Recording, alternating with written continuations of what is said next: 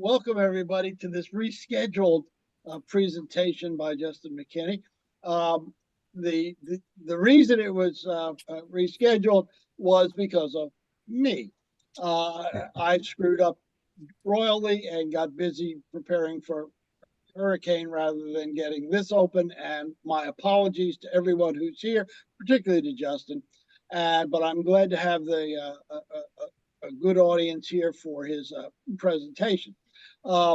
You'll notice one little thumbnail head that's not here tonight, and that's Peter Mancuso.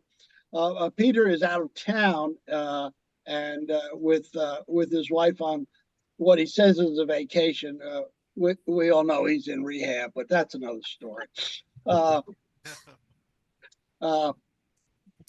Nevertheless, he'll be back for our second consecutive Canadian presentation next month. More on that later. But let me introduce. First of all, we have a couple of new folks here. One thing to do is we ask that the audience mute themselves when the presentation starts, mostly to keep any extraneous ambient noises, dogs barking, wives chattering, whatever it may be, in the back from the background noise. And if you wish to make a comment or ask a question, please use the chat function. The chat function is you run your cursor down to the bottom of the page. There should be a chat icon you can click. And if it's not, go over to the right before it says end. It'll say more with 3 dots over it. Click that and you'll find chat. It'll open a little box in the lower right where you can type any questions or comments that you have. Also, if you run your cursor up to the top right-hand corner where it says view, when the slides come on, they take up the full screen. If you don't want a little film strip on the right-hand side of half a dozen people and just the speaker, just click that view, hit speaker, and you will get the head and voice of Justin Mckinney, who is presenting tonight on the tracking Jack Farrell. Justin has a author, researcher, presenter. He has been a regular presenter at the Fred over the last several years. He has made several presentations in this speaker's series. He has been an active member not only of the 19th Century Committee, but also the Biographical Committee, which is kind of the nexus for this talk tonight. His work in finding folks who played, 3 innings somewhere, or and this is a fascinating one where people, as you'll see as he goes through, trying to trace through Irishmen in the 19th century. Justin is the author of the book on the Union Association, the award-winning book from was last year, I think it was published, or was it? It may have come out a little before. 2022, yeah. Yeah. But Justin, if you'd like to bring up your slides, sure. We will get started. Okay. Just give me a moment here.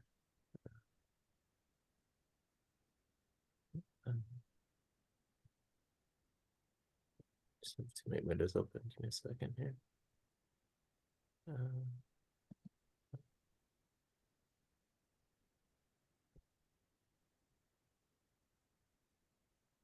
Go.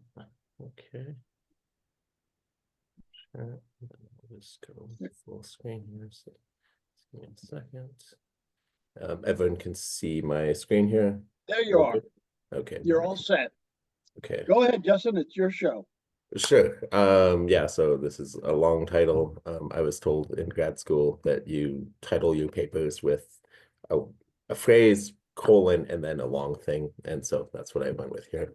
But yeah, thank you for joining us. This is going to be the story of Hartford Jack Farrell, a forgotten baseball man. So first off, who was Jack Farrell? Jack Farrell. He was born January 2nd, 1856 in Hartford, Connecticut. He was known throughout his career and his life as Hartford Jack. For many years, his career was believed to have consisted of 3 games when he was an 18-year-old in 1874 playing for the local Hartford Dark Blues of the National Association. But through further research, I've uncovered a pro career that spanned 16 years with appearances for 40 teams all across the country and even into Cuba, including an additional major league stint with the Philadelphia Athletics in 1882. And along the way, he played with at least 4 Hall of Famers and numerous other 19th century stars. So, the genesis of this presentation, this story, is that when it first started, this was what his baseball reference page looked like. That photo, I have no idea the provenance of. It is not Hartford Jack Farrell, as far as I can tell. No one in the pictorial committee knows where it came from. No one in some of the groups I'm involved in knows where it came from, but it's there. And yeah, you see 3 games as an 18-year-old. You see he hit 385 in those 3 games. So why was his career so short? Well, it turns out it wasn't so short. And well, a lot of my specialty is finding obscure players. He had already been found. Like, people knew what his death date was and stuff. It's just more telling the story of his life and what it all unfolded, and his baseball career. And so the question is, how did his career stay hidden for so long? So we have many intrepid researchers like myself over the years who've spent lots of time digging and telling stories about baseball players, particularly in the 19th century. And yet this guy's career remained virtually unknown, unexplored, unrecognized for almost 140 years. And here we are talking about today. So I'll explain sort of some of the reasons why his career kind of languished in obscurity. So first off, the other Jack Farrell. He is our nemesis, the bane of our existence. He is actually the Jack Farrell. He was a well-known player in the 1880s, started for Providence Grays and played in the World Series for them, and one of the finer players during the era. And yeah, he's a well-known player. You'll notice he has the exact same name, Jack Farrell, Jack Farrell. So that is one issue here. Like I said, yeah, he is actually the Jack Farrell. Other Jack Farrell is the other Jack Farrell. This is the Jack Farrell. And yeah, he was very known, very well-known, popular player, lots of anecdotes about him, lots of stories. He's very colorful, kind of fiery infielder, got a lot of mix-ups with folks, very popular player. And as a result, his career and details often get conflated with other Farrells, and other Jack Farrell also gets his career mixed in with that as well.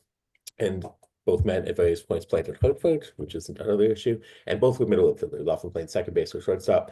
So again, when you're looking up these players, you often see lots of Farrells, and they're playing the same position, same name. Confusing, right? So the other issue is that it's not just Jack Farrell. It's not just the Jack Farrell. There is more Farrells than you can shake a stick at. Notably, aside from our 2 guys, there's 12 additional players with last name of Farrell playing in the 1870s and 1880s. If you go on Baseball Reference, you just see all the listings. That's how many Farrells there are. There's another Joe Farrell, who is probably the best known of these players. He spent several years in the majors playing with Detroit in the early 1880s, and he'd come from New York. And so some of these records could belong to our 2 Jacks. It could belong to Joe, it could belong to another Farrell of unknown provenance.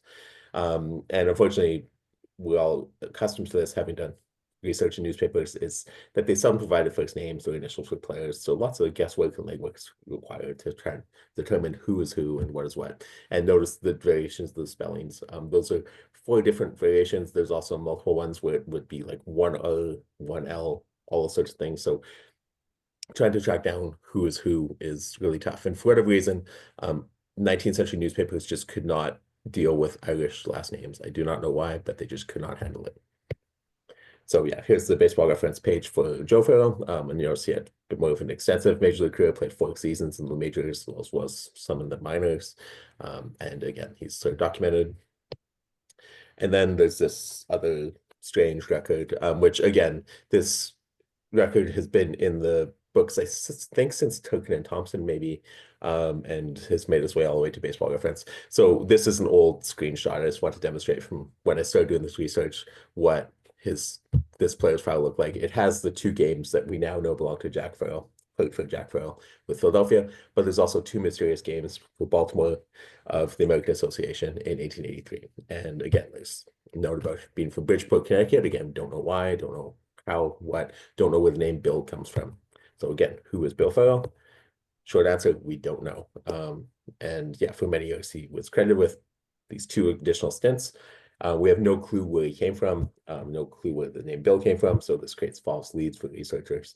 And as I mentioned last year, I was able to finally prove that hopefully Jack Farrell played the Philadelphia games, but the two Baltimore games remain a mystery. The only clue was a note in the Baltimore Morning Herald for the day of the game, where it mentioned he was from Philadelphia, but doesn't list a first name. And it could refer to a hometown or it could refer to a previous stint with Philadelphia, and we just don't know.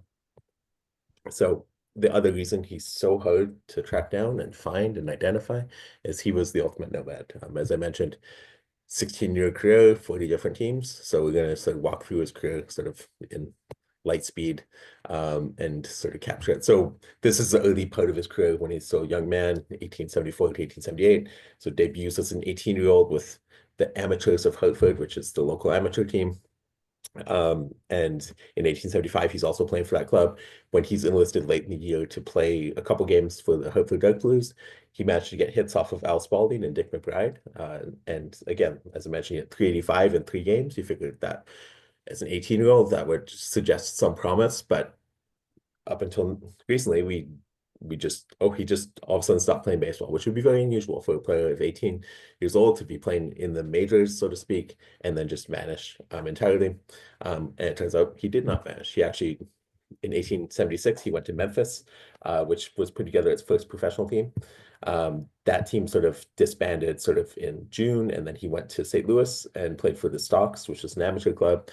And there he was teammates with Pud Galvin. That club was short-lived. Then he made his way up to Detroit with the Etnas, and then finally closed the season in St. Paul with the Red Caps. And then in 1877, back with Detroit, and then he makes his way to Clinton, Iowa to play for the Actives, and then closes the season with Bloomington, where he's teammates with Old Husker Radbourne. And then in 1878, he's with the Prescott Arkansas Blues. He's named the captain of the team, but I couldn't find any box score, so I don't know exactly how long he played out, or if the team even really got off the ground. But by midseason, he was playing with Dubuque, where he was teammates with Charlie Comiskey. So that's quite a list of players to be aligned with, having sort of tangible connections to Al Spalding and Pud Galvin and Old Husker Radbourne, Charlie Comiskey. And then closes the season with the Peoria Reds.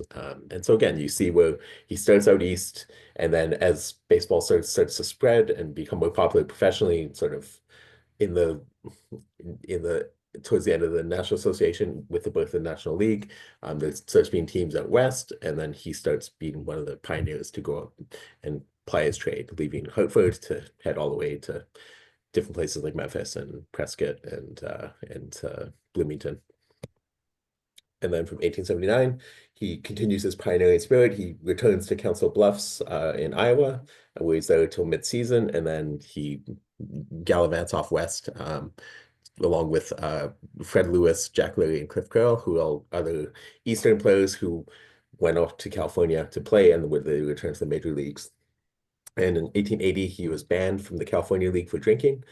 He claims in certain accounts that he was booted from the league after complaining about money he was owed. But the general common story that was told was that they were drunk. And so he bounces around playing with Sacramento in an independent club, and then he closes the year playing in Reno, Nevada. And in 1881, we don't know where he's playing. I couldn't find any possible leads or box scores that would be him. There was a few notes about Joe Farrell, who briefly joined Detroit in 1881, and there's some mentions that overlap with things that I know about Jack Farrell, but other things suggest that Joe Farrell, so it gets very confusing sometimes because it seems like reporters would also get mixed up and confused about things. And so it was hard to know who was who and what was what at times. 1882, the only record we have is those couple games he's with the Philadelphia Athletics during the first week in the majors, and then he's let go. He made a couple of key errors in some games and kind of, again, couldn't find him again. 1883, there's a possibility he's the Jack Farrell who played a couple games for Baltimore. He's a middle infielder. Farrell alternated between playing middle infielder and also catcher and a bit in the outfield. So he's kind of a versatile player, but we don't know who it is. And then he goes to captain the Dayton, Ohio club. From there, he briefly joins Grand Rapids, then goes back to Dayton, and then he jumps the Dayton club to go play with Leadville when Leadville's in town, and then he goes out west to play with Leadville, and then closes the season in Carlisle, Pennsylvania, um, where he's rejoining his old teammate Jack Lilly, who's kind of on his last legs. And yeah, so it's just like again, you see where he's playing four different teams, four different states, all East, West, Midwest, like he's got it all covered. And so just his nomadic spirit just continues to live on. And again, like tracking him down is very difficult just for this very reason, because you never know where he'll show up. He shows up everywhere. 1884, he's back in the Eastern League with Harrisburg in Pennsylvania, but he jumps briefly to Fort Wayne, but he doesn't show up with Fort Wayne. He actually just goes back to Hartford to take care of the ailing mother. And then she passed away in August. And then in September, he's released by Hartford and he goes down to Texas to play with Galveston Club with his another sort of hard living, fun loving, drinking man who I think deserves a full-length bio, if anything, Billy Taylor. And he ends up in New Orleans, and then they end up going to Cuba. And so, yeah, he's just getting around, going all over the place. Have ball, have bat, will travel. And 1885, he's back east, played for Bridgeport, and then he's with Waterbury briefly. There's a possibility he went back down to New Orleans. There's a guy who matches pretty closely with him, but again, a lot of vague things. And then there's also a couple notes that says he played for St. Paul. Another one says he plays for Jersey City. I couldn't corroborate any of those, but I just made note of them because it's a possibility that he did show up in those places. And then 1886, once again, we don't know where he is. Couldn't find anyone who was a suitable match for him. And nonetheless, he sort of continues on. And so we're back to the back end of his career, the back nine, so to speak. Returns to Hartford, plays briefly there, and then he's bounced around to Manchester in New Hampshire, then to Lynn, Massachusetts. Then he goes to Sunbury, Pennsylvania to play in coal country. So again, four teams, and he's at this point, he's 31 years old, I believe. And then 1888, he's back in Bloomington, where he's playing alongside Clark Griffith, and he actually gets named manager of the team in midseason, and he got fired the next day due to drunkenness. But the newspapers were very kind to him. They said he's a lovable guy, we love him, he's our friend, but just didn't work out. But just I thought fascinating just how quickly he went from being this playing to managing to getting fired, and still being a well-loved figure in the city. And then in 1889, he's down in the Southern League, playing for $80 a month. The team played for Birmingham, and then they relocated to Mobile. And then I don't know what happens to that team, but he's not with them much past about June or so. And then our last sort of baseball sighting, and it's not confirmed, is there's an infielder named Farrell playing for Sterling, Illinois club. And he was released after a couple games for poor play and looking upon wine when it is regard, which I assume is a euphemism for alcoholism. Those wacky 19th century papers, journalists. But don't know if it's him, but I strongly suspect it is, given his propensity to drink, play middle infield, and also sort of bounce around. And he had some connections to Illinois and things like that. So I think it's probably him, but don't know for sure. So the question then becomes, like, you might be wondering, how do I figure out all these things about Jack? Who's Jack? Which Jack? Do I have the right guy? How do I do it? So I'll walk through some of the steps of my approach. So first off, use the right tools. That's like really key. Obviously, these are all kind of probably staples that you all are familiar with and use on a regular basis, but they're wonderful. A number of them are free, a couple of them are paid, but I use them so often and frequently that I'm more than happy to pay the subscriptions, like Ancestry and newspapers.com and things like that. And SABR also has a newspapers.com account as well. So if you're a SABR member, you would have access to that. But yeah, I use these tools on a near daily basis for my type of research that I like doing, which is, again, tracking down obscure baseball players. And it's nice to be sharing this with the handful of people in the world who would understand why this matters to me. So thank you for the time. But yeah, using the right tools, and then you sort of make connections. So I find particularly when tracking guys with common names, you need to figure out what connections might be. So if you can find a hometown, so we know Hartford Jack is associated with Hartford. So if you look in the Hartford paper, sometimes there's references to what he's doing abroad in other cities and things like that. If you can find his family on the census or in city directories, that can help you sort of track down where he might be, locations or details.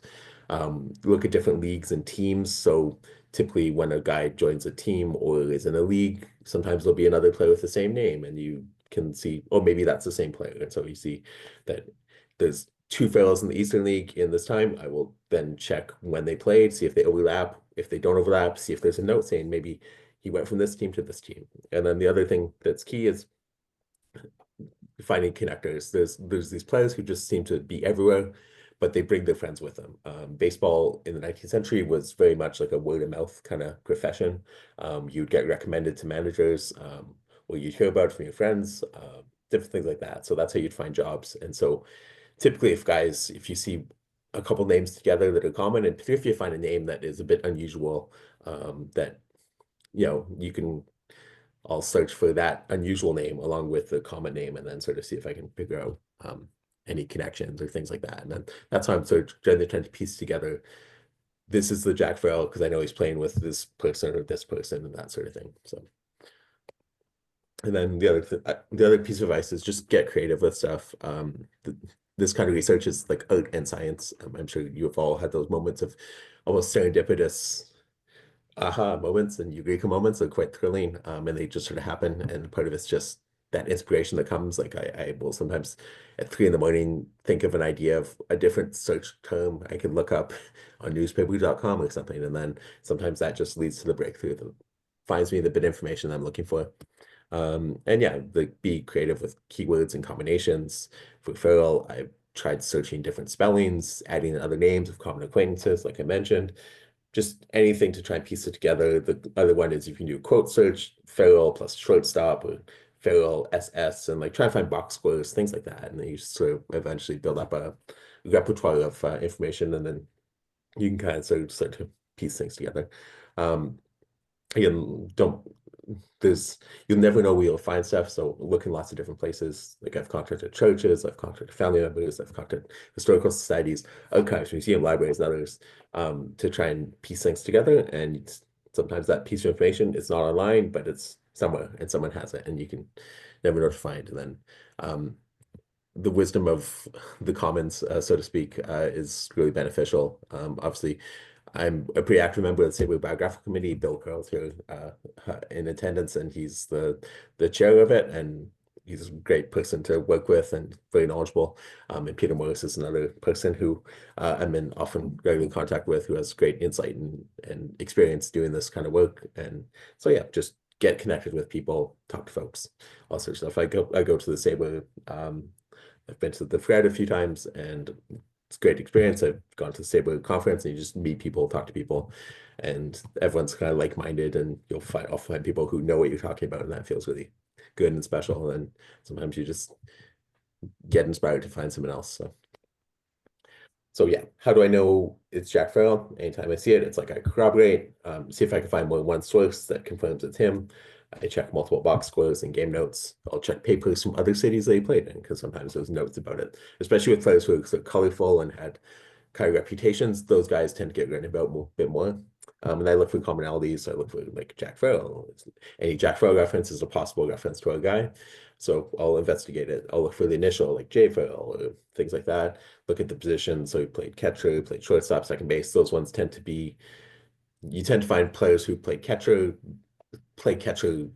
often. You often don't stick a person behind the plate if they can't catch. So certain positions are easier to kind of identify with a specific individual, and then look for guys who might be the right age. If I see it's a junior team and a guy's supposed to be 35, that's probably not him, things like that. So I'll explain sort of the brief process in which I identified that he's the guy who played for the Athletics in 1882. So there was this note in the Philadelphia City item that mentioned the Athletics last evening signed John Farrell of San Francisco for change catcher. He is a good one. Okay, that's great. So that leads me, okay, so I'm looking for John Farrell of San Francisco. What's the connection? And I had found that John G. Farrell, and Fred Lewis of the Bay Cities of San Francisco have been expelled for drunkenness. Okay, so that's great. So I know this is John Farrell, who's playing in California from San Francisco. Like, okay, that could be a guy.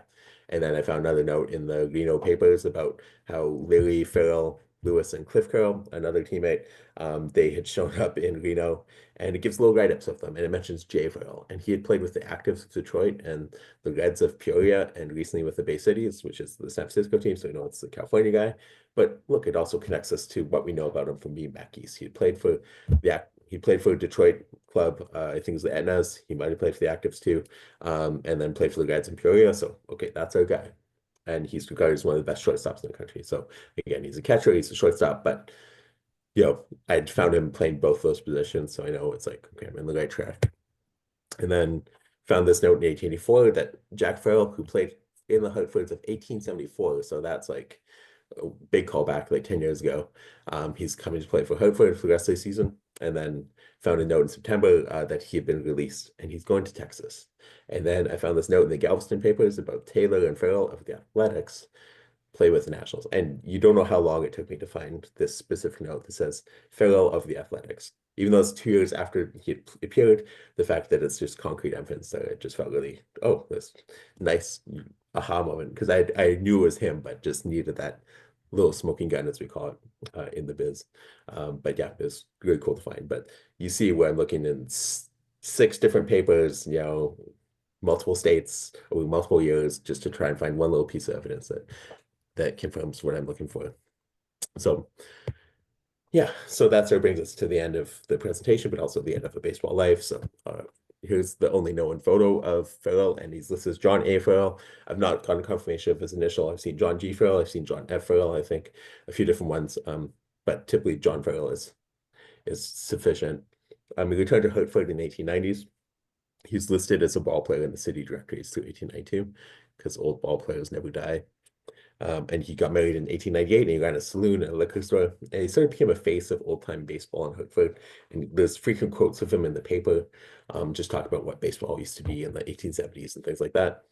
He marched in the Old Timers Parade in 1909, and he attended the World Series regularly, according to his obituary, including one final one in 1916. They died about a month after the World Series concluded in Hartford. And notably in his obituary, it basically talked about the career of the other Jack Farrell.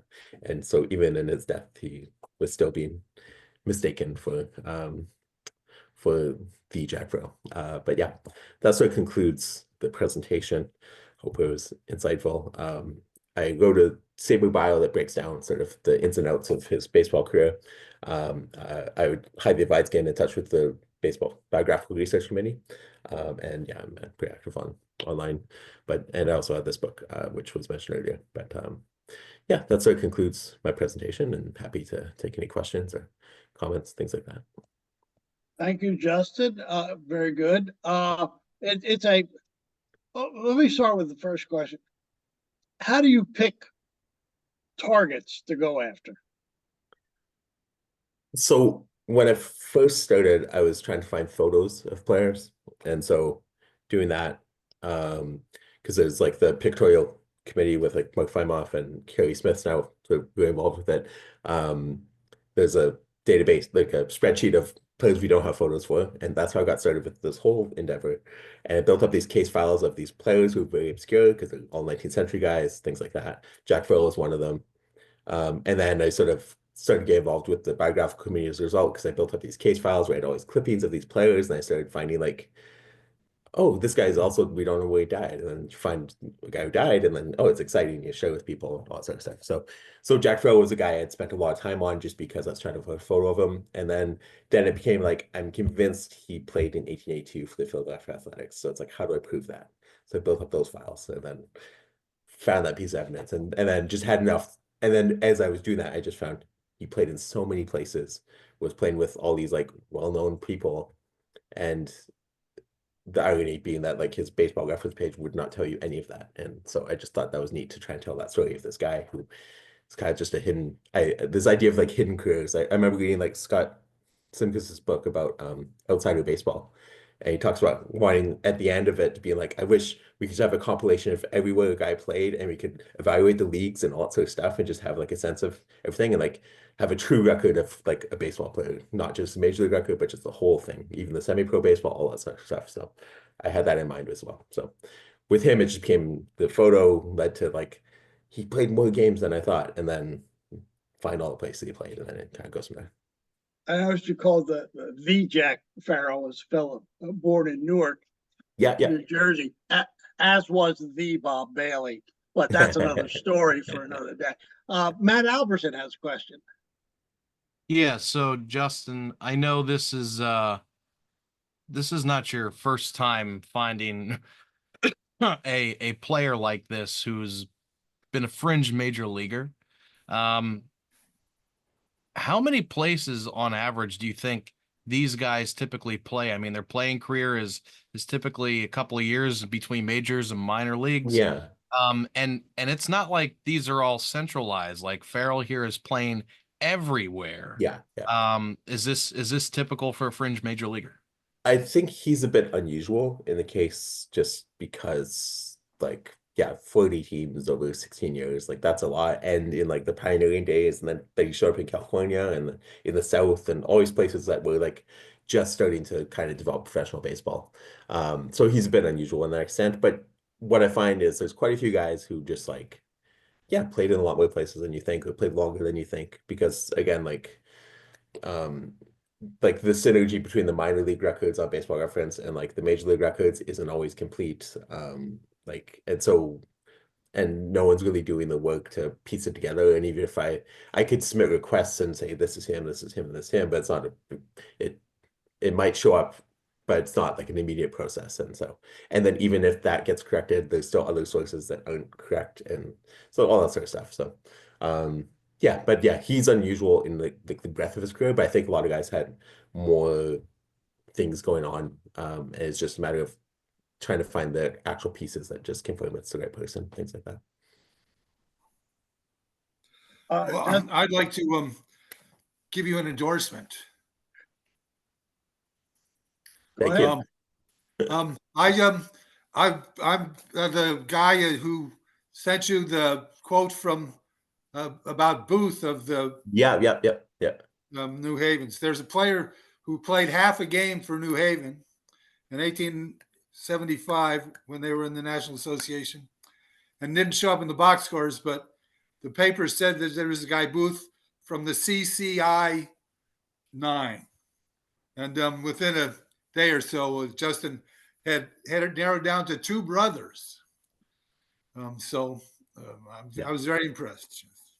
Yeah, well, I didn't have access to that little bit of information, and so Bob was kind enough to send it. And then once I had the clue, then it's like, oh, it started to come together. But yeah, Yes. we know it's one of 2 people, but don't know who it is exactly. I got something similar that I'll send you to it on an email.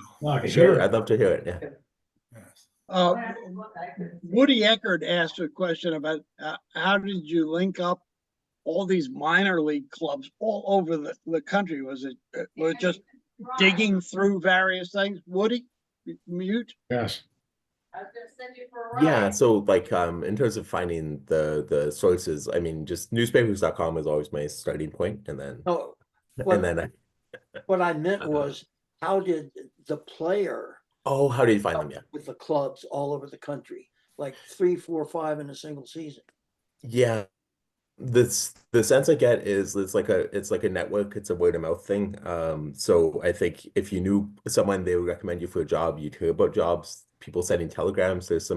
I go to an article for the Baseball Journal a few years ago about a player called Charles Krause, who played 1 game for Detroit. Oh no, 1 game for Cincinnati, but he was from Detroit. And he basically made his whole career about like telegraphing people, telling them how awesome he was, and then getting jobs that way. Like he talked his way into playing a major league game, and then like just was so bad that they laughed. They would talk about him for days later in the paper about how bad this guy was. But he just did it he called himself Charles Famous Krause and just wrote tons of telegrams and letters to people, and was able to convince people of his skills and then get that way. Jack Farrell, I think he just knew some people, probably wrote some letters, had the connections. Obviously, when you're traveling around all that place, all this way, you're meeting people who remember you, things like that. And then you can find sometimes in the New York Clipper or in the Sporting Life and probably even the Sporting News, like players putting in advertisements, like advertising their services. Like I'm a good catcher. You should sign me, and then hopefully someone signs you. Or teams we're looking for a catcher, and then hopefully someone shows up and stuff like that. So yeah, it's word of mouth along with a bit of telegraph, writing letters in the media, things like that. So just one example. Back in the mid 1880s, Frank Grant got to Buffalo from a team that collapsed in the Connecticut State League because one of his teammates was a friend with the manager in Buffalo. Yeah, and there's lots of that. Yeah, and Matt Albertson has a little quip here. Time for Justin to start a new podcast, CSI Baseball. Yeah. Or missing person. Yeah, where is he now? Yeah. I mean, I love the research. It's just like getting the wherewithal to just actually tell the story. That's always the tough part for me. So, but yeah, podcasting is something I've thought about definitely. So, Terry Bone asked, what process do you use to get this new information into Baseball Reference? You can just submit a request, like through the site formally. I'm like online pals with Adam Dragowski, who like heads up the user experience side of things, and he's a really nice guy. So I've emailed him and stuff, and he's helped me out, like getting stuff added, things like that. So yeah, but I'd recommend just like the actual formal, like you can submit information and they'll just ask for proof and things like that. It's just a matter of like the time frame. Sometimes it's because they're busy and they get a lot of requests, and it's a massive undertaking to maintain that site. So it's not always a priority to like add like an 1885 minor league record to like someone's major league record, but they will get to it in time. Well, also, also my newsletter, when you provide more biographical information, I put it in my newsletter. Yeah. The various encyclopedia types pick that up and make their corrections too. Yeah, they show up pretty quick once Bill's published a newsletter. Like all that stuff shows up shortly after. So yeah, if you follow that newsletter, which I think Bill's been doing for about 125 years, it'll show up on baseball. The entries will show up on the Baseball Reference, whether it's bat right, switch hitter, whatever it may be. They just that is the gold standard of proved data that gets entered into Baseball Reference. Matt, you have something else? Yeah. So Justin, we know you've written the go-to resource for the Union Association, and you've done this a couple of times.